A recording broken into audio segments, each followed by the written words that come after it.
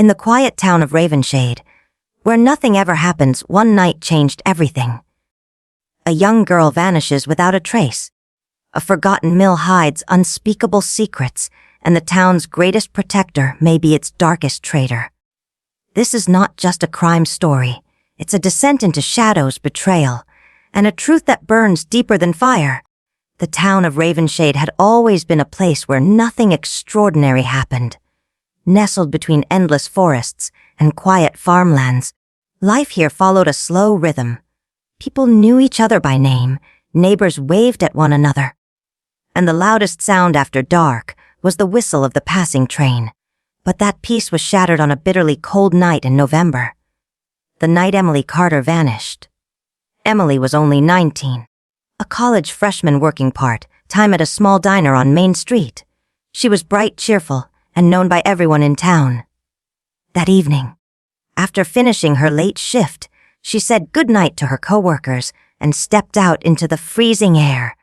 She wrapped her red scarf tightly around her neck and began the familiar walk home.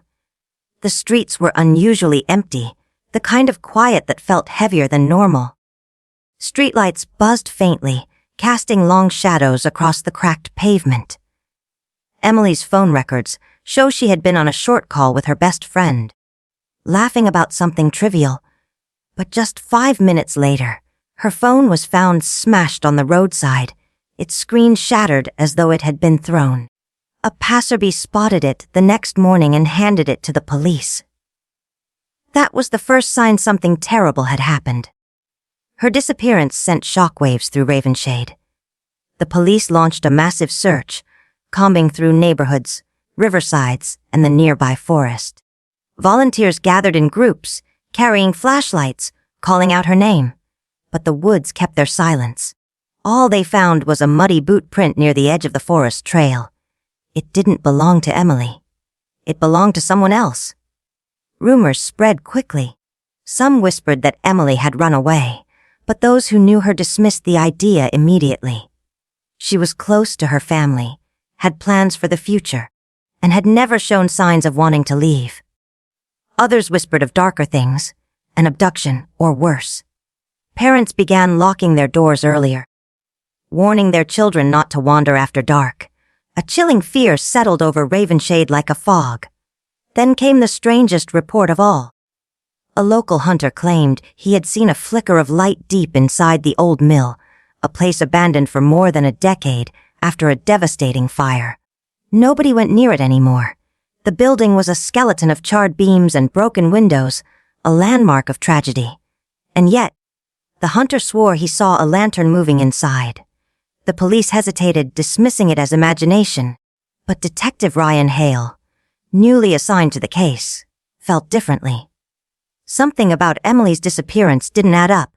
And if the old mill really wasn't as abandoned as people believed, then maybe the truth about what happened to Emily was hiding there, waiting to be uncovered. Cliffhanger as the night deepened, the mill loomed in silence at the edge of the town. Its blackened windows stared out like hollow eyes. Something or someone was inside. Detective Ryan Hale wasn't the kind of man who easily believed in rumors, but the story of the old mill stirred something inside him. He had only been in Ravenshade for 6 months, transferred from the city after a messy case that left him with scars, both physical and invisible. The town still looked at him as an outsider, but now, with Emily's disappearance, he was their only hope. The hunter's claim about the flicker of light at the mill kept echoing in Ryan's head. On his 3rd night working the case, he drove out there alone. The mill stood like a blackened skeleton on the outskirts of the forest, its roof half collapsed, its brick walls scarred by the fire that had gutted it a decade earlier. Moonlight cast sharp shadows across the broken windows, and the wind whistled through the cracks like faint whispers. Ryan pushed open the rusted iron gate. It screeched loud enough to send a chill down his spine. The ground was littered with broken glass, charred timber, and empty beer cans, signs that teenagers sometimes dared each other to venture inside. But as he stepped further, he realized this wasn't just a ruin. There was a presence here. Inside, The air was thick with the smell of rust and rot. His flashlight beam cut through the darkness, landing on old machinery covered in dust. But something else caught his eye. Strange scribbles on the walls, numbers, dates, and symbols, drawn in charcoal, layered on top of each other as if someone had been obsessively recording something. Beneath them lay scattered Polaroid photographs. Ryan crouched and picked one up. His stomach tightened. The photo showed a young woman, terrified, eyes wide with fear. She was not Emily. She was someone else. He quickly shuffled through the other photographs. Different girls, different times, all with the same haunted expression. Some looked like they had been taken years ago. Ryan's pulse quickened. This wasn't just about Emily. Ravenshade had a predator living among them. Then he spotted something half buried under dust and ash. A scarf. Red. Emily's scarf. He held it in his gloved hand. Feeling the fibers stiff with dried mud, there was no doubt she had been here. Suddenly, the silence broke. A sharp creak echoed from the second floor, like the weight of a boot on old wooden planks. Ryan's hand instinctively went to his gun. He aimed his flashlight toward the staircase, heart hammering. For a moment, he saw nothing but shadows. Then another sound, a dragging noise, as though something heavy was being pulled across the floor. "Who's there?" Ryan called out, his voice steady but his pulse racing. The only reply was the hollow echo of his words bouncing through the mill. He climbed the stairs slowly, each step groaning beneath his weight. At the top, the corridor stretched into darkness. His flashlight beam landed on something wet, dark stains leading further inside. Before he could move, a sudden thud echoed behind him. He spun around, flashlight cutting across the corridor. Nothing, just silence again. But Ryan knew he was not alone in this mill. Cliffhanger, and then, from the far end of the corridor, came the faintest sound. A whisper, low and chilling. "Leave now." The discovery at the mill changed everything. For Detective Ryan Hale, the photographs and Emily's scarf were proof that the town was facing something far darker than a single missing person case. The mill wasn't just an abandoned ruin. It was a hunting ground, a place where someone had left traces of their obsession. Ryan drove back into town at dawn, his mind racing. By the time he arrived at the station, the story had already spread. Someone must have leaked details of the search. Because the whole town of Ravenshade was buzzing with fear. People were pointing fingers, whispers rising in every diner booth, every grocery store aisle, every church pew. Everyone had a theory, and everyone had a suspect. Ryan knew he had to act fast. He started narrowing down leads, beginning with those closest to Emily. The first name was Derek Mason, Emily's ex-boyfriend. Derek had a temper. Every officer in town knew it. The relationship had ended badly 2 months earlier, after an argument in the middle of Main Street that half the town had witnessed. Derek worked as a mechanic, and when Ryan visited his shop, he found him pacing, sweating, his hands blackened with grease. Derek claimed he had been working late the night Emily vanished, fixing a delivery truck. His boss backed him up. Still, Ryan noticed Derek's boots.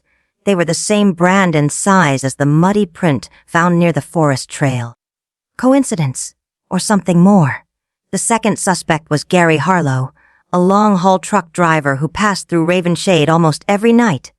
Several witnesses had mentioned seeing his rig near the diner around the time Emily disappeared. Gary was known to flirt aggressively with young waitresses. Though no one had ever accused him of anything serious, when Ryan tracked him down at a truck stop outside of town, Gary was calm, almost too calm. He insisted he had been on the highway all night, with logbooks and fuel receipts to prove it. But Ryan couldn't shake the feeling that Gary's eyes lingered a second too long on Emily's photo when he was questioned. The third and most troubling suspicion fell on Sheriff Tom Wilkes himself. Tom had been part of Ravenshade his entire life. People trusted him, admired him, saw him as a pillar of safety. But in Ryan's line of work, trust was the easiest mask for monsters to wear. Rumors circulated that Tom's patrol car had been seen near the woods the night Emily vanished. though he claimed he had been responding to a call in another district. Ryan couldn't confront him directly. Not yet. If the sheriff was involved, it meant corruption ran deeper than he could imagine. The deeper Ryan dug, the more unsettling the town became. Alibis were too neat, too rehearsed, as if people had anticipated being questioned. Someone was lying. Someone close to Emily knew what happened, and they were covering their tracks carefully. And then, just when the investigation began to feel like a tangled web with no way out, the nightmare escalated. 3 days after Emily's disappearance, another girl vanished. Her name was Rachel Miller, 21, year old, who worked at the library. She was last seen locking the doors at closing time, but she never made it home. This time, there was no doubt about what had happened. The kidnapper left a message, nailed to a tree at the edge of the forest where Emily's phone had been found. The note was written in jagged letters, smeared with dirt. "Stop looking, or more will follow." Ryan held the note in his hands as the cold wind whipped through the trees. Whoever was behind this wanted him to stop. But Ryan had made up his mind long ago. He wasn't going to stop. Not now, not ever.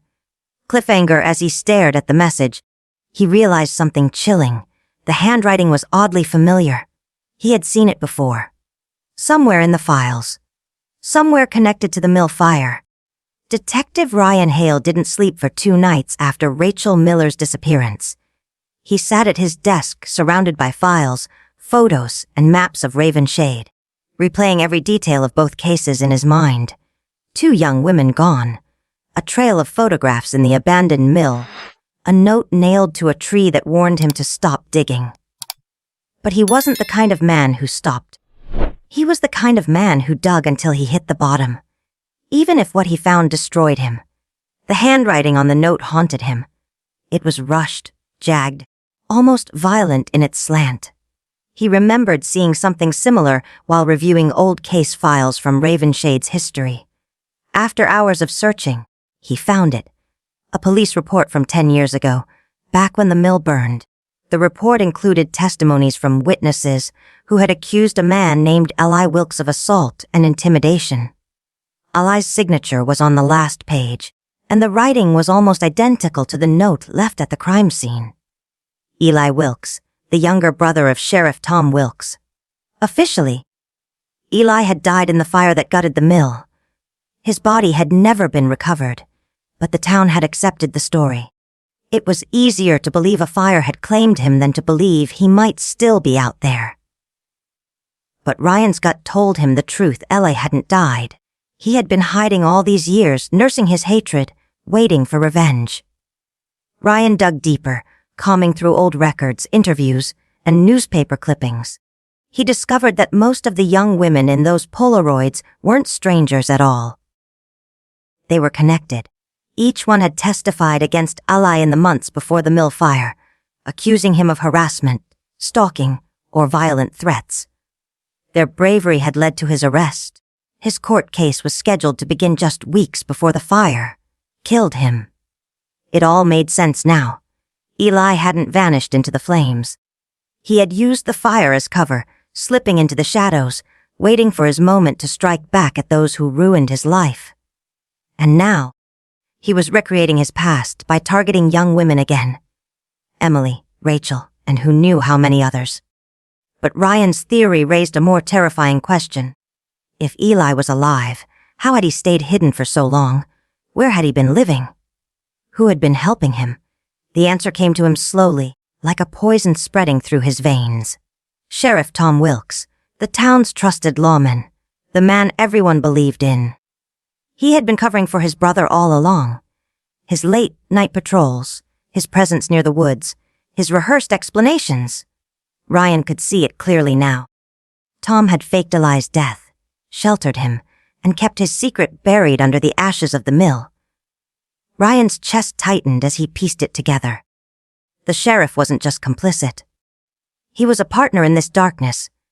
The town's protector was in league with its predator.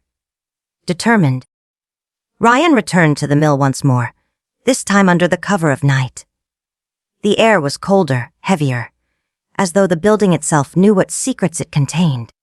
He followed a narrow passage behind the collapsed machinery and discovered something he had missed before: an iron door, hidden behind wooden planks. With effort, he forced it open. A staircase led down into the earth. The smell hit him first: dampness, mildew, and something metallic like blood. His flashlight revealed stone walls, graffiti, and chains bolted into the floor. This wasn't just a hiding place. It was a prison. And then, from the darkness, came a sound that froze him where he stood, muffled cries. Ryan's breath caught. He moved forward, heart pounding. And there they were, two figures chained to the wall. Emily Carter, pale but alive, and next to her, Rachel Miller, weak but breathing. Their eyes widened with desperate hope when they saw him. But before Ryan could reach them, he heard footsteps behind him. Heavy, deliberate. Cliffhanger. Ryan spun around, flashlight cutting through the shadows. And out of the darkness stepped Eli Wilkes. Alive, grinning, his eyes filled with madness. The sight of Eli Wilkes standing in the underground chamber was like seeing a ghost crawl out of the fire that had supposedly consumed him 10 years ago. His face was half, hidden in shadow, his skin scarred and twisted from burns, but his eyes gleamed with a sick hunger. He held a rusted crowbar in one hand, tapping it lightly against the stone wall, the sound echoing like a death knell. Well, Eli hissed, his voice rough and broken. The outsider finally finds his way into the heart of Ravenshade's secrets. Ryan raised his gun, steady despite the hammering in his chest. It's over. Eli, let them go. Eli tilted his head and laughed, a sound that sent a chill racing down Ryan's spine. Over. No. This is just the beginning. They took everything from me, my name, my life, my freedom. And now I'm taking theirs, one by one. His gaze shifted to Emily and Rachel, who whimpered against their chains. Ryan kept his weapon aimed, but before he could act, another set of footsteps echoed from the stairwell. Sheriff Tom Wilkes stepped into the chamber, his badge gleaming faintly in the flashlight beam. His face was grim, his gun drawn. But not at Eli, at Ryan. "Put it down, detective," Tom said, his voice low and commanding. For a moment, Ryan couldn't believe what he was seeing. The sheriff's hand was steady, his eyes unreadable. The pieces fell into place with terrible clarity. The rumors, the false alibis, the cover-ups. Tom hadn't just been protecting his brother. He had been helping him all along. "You," Ryan spat. "You've been covering for him. You let this happen." Tom's jaw tightened. "Family is everything." "You wouldn't understand. Eli was broken, but he's my brother. The town betrayed him, left him to burn. I couldn't let him die. Not then. Not ever." Ryan's pulse quickened. The chamber was small, the air thick with tension. One wrong move and it would all explode. You let innocent girls suffer. You betrayed every person who trusted you. Tom's eyes flickered, a flash of guilt buried under years of secrecy. Sometimes justice isn't what the law says it is. In that instant, Eli lunged forward, swinging the crowbar. Ryan fired. The bullet grazed Eli's arm, forcing him back with a howl of rage. Emily and Rachel screamed as the room erupted into chaos. Ryan dove to the side as Tom opened fire, bullets ricocheting off stone. The chamber echoed with gunshots, shouts, and the crash of metal. Ryan rolled behind a support beam, returning fire. He clipped Tom's shoulder, sending the sheriff's gun skittering across the floor. Eli charged again, wild and furious, but Ryan met him head-on. The two men struggled, fists and metal clashing, the air thick with dust and blood. Finally, with a surge of strength, Ryan slammed Eli against the wall, forcing the crowbar from his hand. But Eli was relentless. He clawed at Ryan's face, snarling like an animal. In the chaos, a lantern toppled, shattering against the ground. Flames erupted, licking up the dry wooden beams. The chamber began to fill with smoke. Ryan knew he had seconds. He struck Eli hard across the jaw, sending him sprawling. Tom, bleeding and desperate, crawled toward his brother, but Ryan kicked the crowbar across the floor and leveled his gun. "It's over," Ryan growled. But Eli only laughed through broken teeth. "You can't kill us both." The fire will finish what it started. Ryan didn't hesitate. He grabbed the keys hanging from Ali's belt, rushed to Emily and Rachel, and unlocked their chains. "Go," he shouted, pulling them toward the stairs. The fire spread quickly, roaring like the past itself had returned to consume the present. Behind him, Eli screamed, thrashing as the flames engulfed him. Tom tried to drag him free, but the burning beams collapsed, trapping them both. Ryan's last glimpse of them was two silhouettes swallowed by fire. He carried Emily and Rachel up the stairs, choking on smoke, stumbling through the collapsing mill until they burst into the cold night air. They collapsed on the grass, coughing, trembling, but alive.